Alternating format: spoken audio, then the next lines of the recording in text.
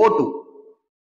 ఇప్పుడు ఏదైతే ఎలక్షన్ వస్తుందో ఈ ఎలక్షన్లో ఓటు అనేది చాలా ముఖ్యంగా బాధ్యతగా సమయాన్ని తీసి ఆ ఓటు వేయటానికి ప్రయత్నించండి.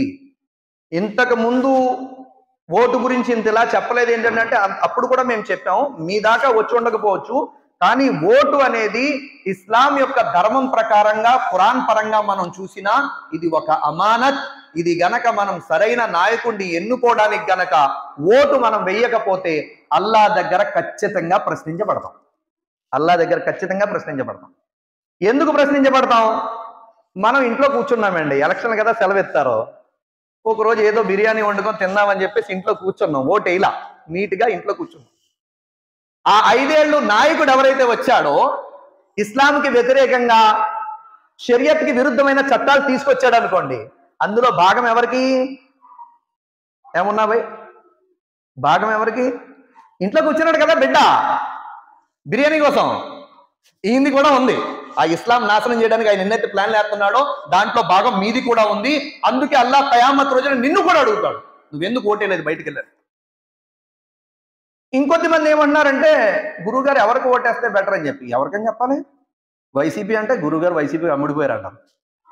టీడీపీ అంటే గురువుగారు టీడీపీని, మా ఈయన ఏరియా అంతా అదే కదా, వాళ్ళకేదో మొత్తం మీద నిమ్మల రామారెడ్డికి గురువుగారికి బాగా పనే ఉంటుంది. పోనీ కాంగ్రెస్ కంటే ఫేస్బుక్ లో కాంగ్రెస్ ఎక్కువ పెడుతుంటాడండి అఫ్రోజే, అయితే ఖచ్చితంగా ఈయన కాంగ్రెస్ వాళ్ళే ఏదో తీసుకున్నాడు అంటారు. మాకెందుకండి బాబు, మేము ఎవరికి వేయాలన్నా చెప్పం. మీరు ఆలోచించడానికి మీకు అల్లా విచక్షణ జ్ఞానం ఇచ్చాడు.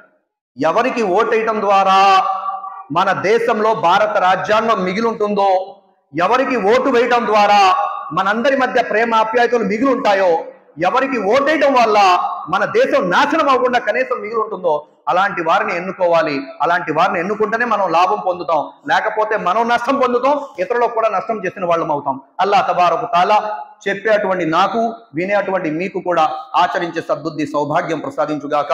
వ ఆఖరు దఅవానా అనిల్ హమ్దులిల్లాహి రబ్బిల్ ఆలమీన్. ఏ సోదరులు అయితే సున్నత్ చదువుకోలేదు ఆ సోదరులందరూ సున్నత్ చదువుకోవాలి.